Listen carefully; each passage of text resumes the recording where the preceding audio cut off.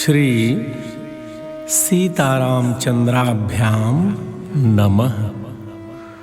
श्रीमद्वाल्मीकी रामायणं बालकांडं 30 सर्गः।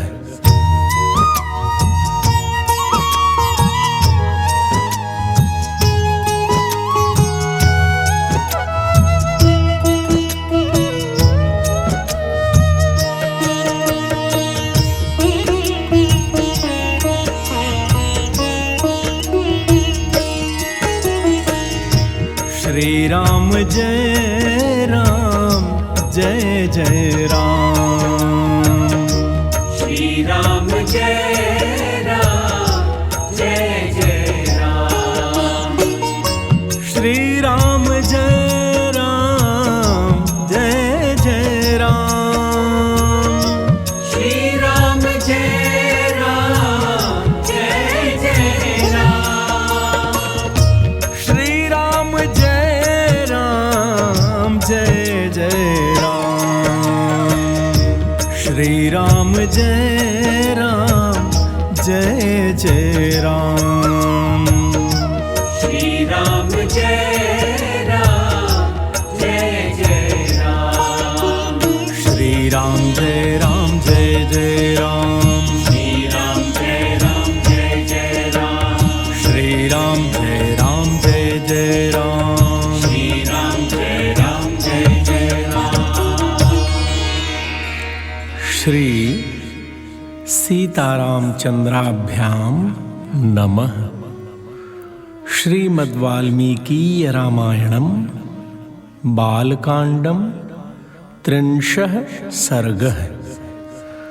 श्री राम जी के द्वारा विश्वामित्र जी के यज्ञ की रक्षा तथा राक्षसों का संहार। 30वें सर्ग में इस कथा को प्रेम भाव से श्रवण कीजिए। जय सिया राम।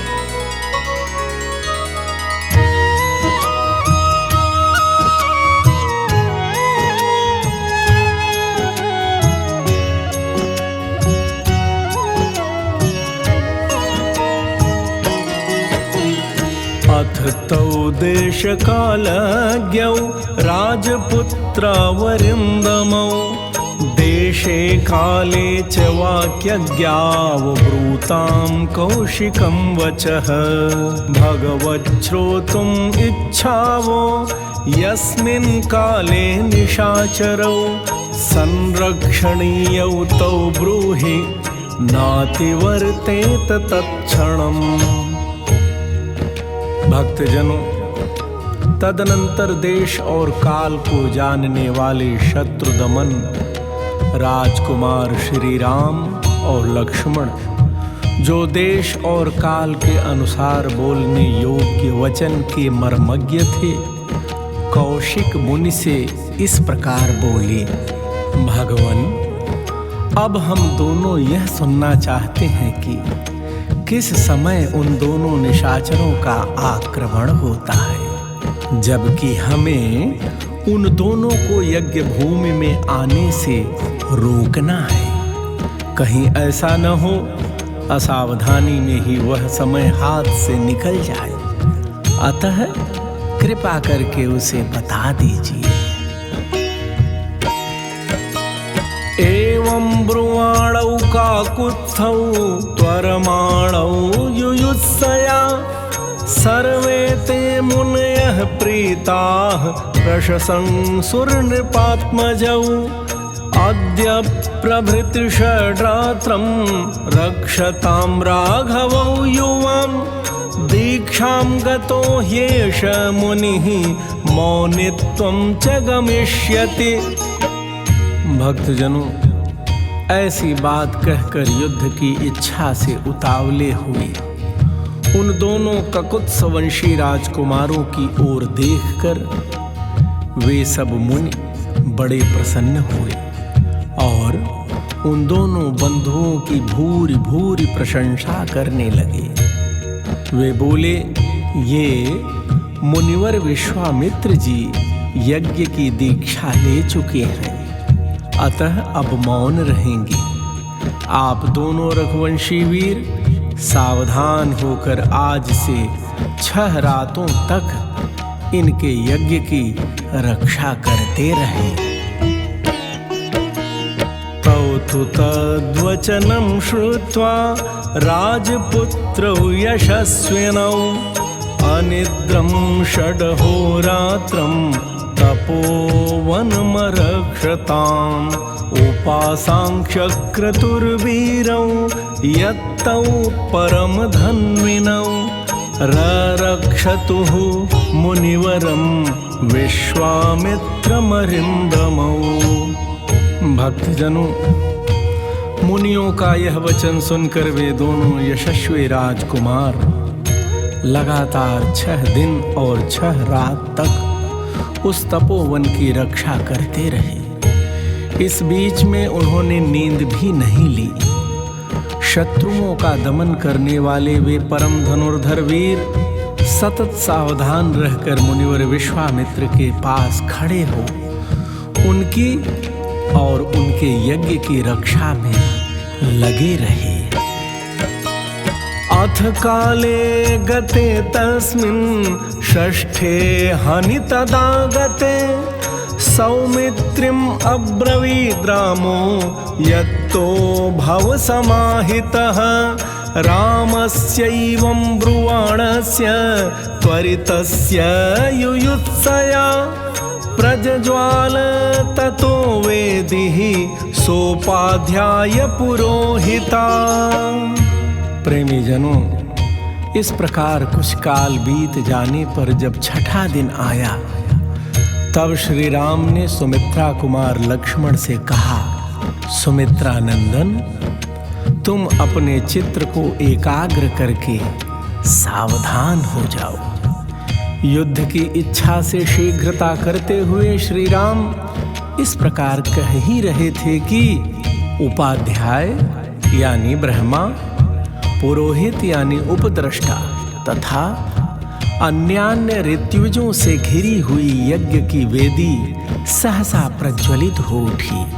प्रेमी जनों, हम आपको बता देना चाहते हैं कि वेदी का यह जलना राक्षसों के आगमन का सूचक उत्पात था। सदर्भ चमस श्रुका ससमित कुसुमोच्चया विश्वामित्रेण सहिता वेदिर्जज्ज्वाल सर्त्विजा मंत्रवच्च यथा न्यायं यज्ञोऽसौ संप्रवर्तते आकाशे च महान् शब्दः प्रादुरासीत् भयानकः। प्रेमी जनों, इसके बाद कुश, चमस, श्रुक, समिधा और फूलों के ढेर से सुशोभित होने वाली विश्वामित्र तथा ऋत्विजों सहित जो यज्ञ की वेदी थी उस पर आह्वनीय अग्नि प्रज्वलित हुई। अग्नि का यह प्रज्वलन यज्ञ के उद्देश्य से हुआ था। फिर तो शास्त्रीय विधि के अनुसार वेद मंत्रों के उच्चारण पूर्वक उस यज्ञ का कार्य आरंभ हुआ।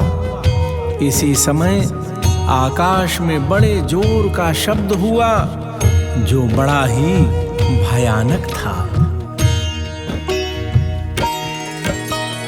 आवार्य गगनं मेघो यथा प्रावृषि दृश्यते तथा मायां विकुर्वाणौ राक्षसावभ्यधावतां मारीचश्च सुबाहुश्च तयोरनुचरास्तथा आगम्य भीमसंकाशा रुधिरौघानवासृजन्। प्रेमी जनों, जैसे वर्षा काल में मेघों की घटा सारे आकाश को घेर कर छाई हुई दिखाई देती है, उसी प्रकार मारीच और सुबाहु नामक राक्षस सब ओर अपनी माया फैलाते हुए यज्ञ मंडप की ओर दौड़े आ रहे थे। उनके अनुचर भी साथ साथ थे। उन भयंकर राक्षसों ने वहां आकर रक्त की धाराएं बरसाना आरंभ कर दिया। ताम तेन रुधिरौघेण वेदीं वीक्ष्य समुक्षिताम् सहसाभिद्रुतो रामः तान् पश्यत्ततो दिवे तावापतन्तौ सहसा दृष्ट्वा राजीवलोचनः लक्ष्मणं त्वभिसम्प्रेक्ष्य रामो वचनं ब्रवीत्। भक्तजनों, रक्त के उस प्रवाह से यज्ञ वेदी के आसपास की भूमि को भीगी हुई देख श्री रामचंद्र जी सहसा दौड़े और इधर उधर दृष्टि डालने पर उन्होंने उन राक्षसों को आकाश में स्थित देखा। मारीच और सुबाहु को सहसा आते देख कमल नयन श्री राम जी ने लक्ष्मण की ओर देखकर कहा, पश्य लक्ष्मण दुर्वृत्तान् राक्षसान् पिशिताशनान् मानवास्त्र समाधूतान् अनिलेन यथा घनान् करिष्यामि न संदेहो नोत्सहे हन्तुमीदृशान् इत्युक्त्वा वचनं रामः चापे संधाय वेगवान्। भक्तजनों, राम जी ने कहा, लक्ष्मण वह देखो मांस भक्षण करने वाले दुराचारी राक्षस आ पहुंचे। मैं मानवास्त्र से इन सब को उसी प्रकार मार भगाऊंगा जैसे वायु के वेग से बादल छिन्न भिन्न हो जाते हैं। मेरे इस कथन में तनिक भी संदेह नहीं है भैया, ऐसे कायरों को मैं मारना नहीं चाहता। ऐसा कहकर वेगशाली श्री राम जी ने अपने धनुष पर परम उदार मानवास्त्र का संधान किया।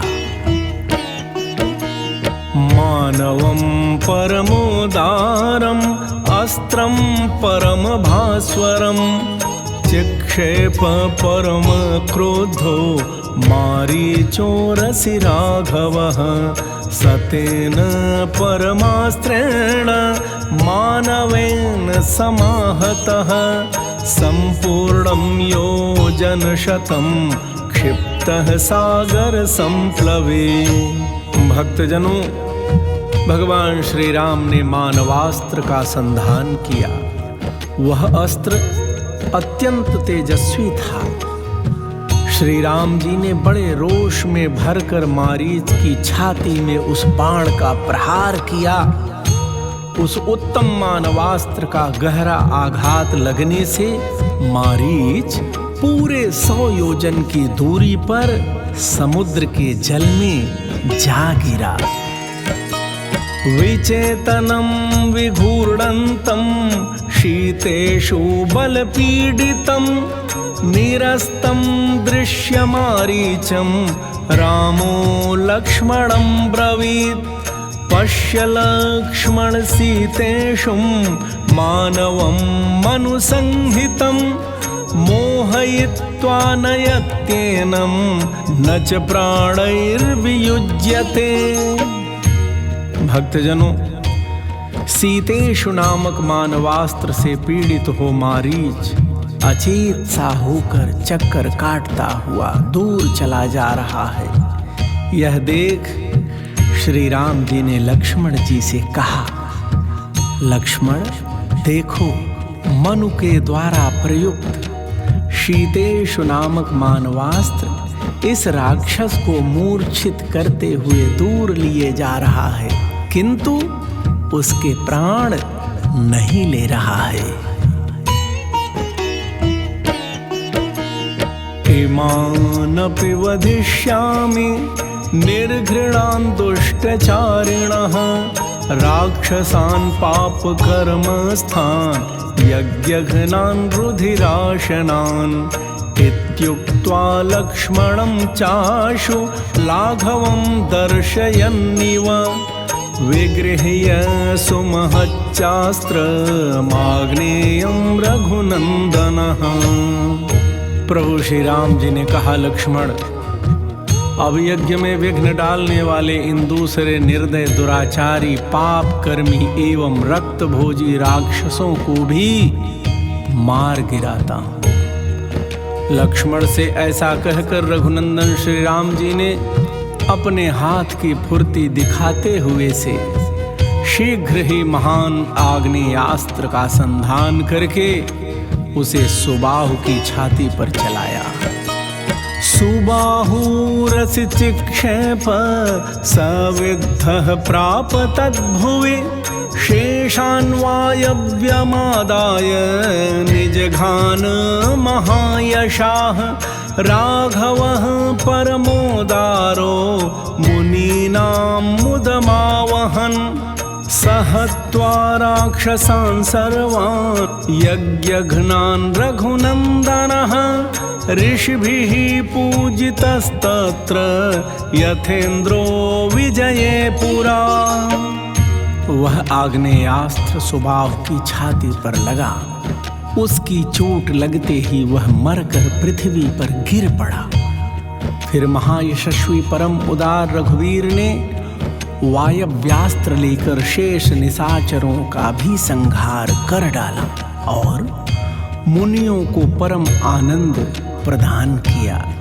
प्रेमी जनों, इस प्रकार रघुकुल नंदन श्री राम यज्ञ में विघ्न डालने वाले समस्त राक्षसों का वध करके वहां ऋषियों द्वारा उसी प्रकार सम्मानित हुए जैसे पूर्व काल में देवराज इंद्र असुरों पर विजय पाकर महर्षियों द्वारा पूजित हुए थे। अथ यज्ञे समाप्ते तु विश्वामित्रो महामुनिः निरीतिकादिशो दृष्ट्वा काकुत्स्थमिदमब्रवीत्। कृतार्थोऽस्मि महाबाहो कृतं गुरुवचस्त्वया। सिद्धाश्रममिदं सत्यं कृतं वीरमहायशः। स हि रामं प्रशस्यैवं ताभ्यां संध्यामुपागमत्। प्रेमी जनों, यज्ञ समाप्त होने पर महामुनि विश्वामित्र जी ने संपूर्ण दिशाओं को विघ्न बाधाओं से रहित देख श्री रामचंद्र जी से कहा, हे महाबाहो, मैं तुम्हें पाकर कृतार्थ हो गया हूँ। तुमने गुरु की आज्ञा का पूर्ण रूप से पालन किया। हे महायशस्वी वीर, तुमने इस सिद्धाश्रम का नाम सार्थक कर दिया। इस प्रकार श्री रामचंद्र जी की प्रशंसा करके मुनि विश्वामित्र जी ने उन दोनों भाइयों के साथ संध्योपासना की। इत्यार्षे श्रीमद् रामायणे वाल्मीकिये आदि काव्ये बालकांडे 30 सर्गः। इस प्रकार श्री वाल्मीकि निर्मित आर्ष रामायण आदि काव्य के बालकांड में 30वां सर्ग पूरा हुआ। प्रेमी जनों, प्रभु श्री राम इसी प्रकार इस संसार से राक्षसों का संहार करते रहे। यही प्रभु से प्रार्थना है। सबका कल्याण हो। जय सिया राम।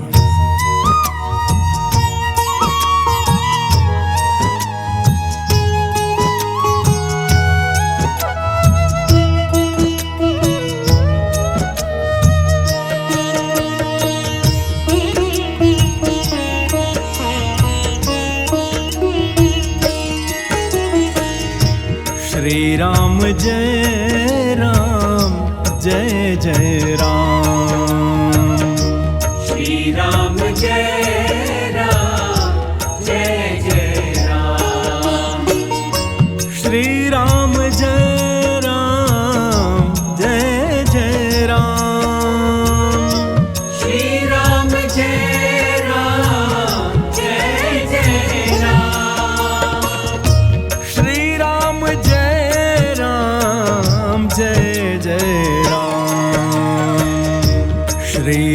जय राम जय जय राम।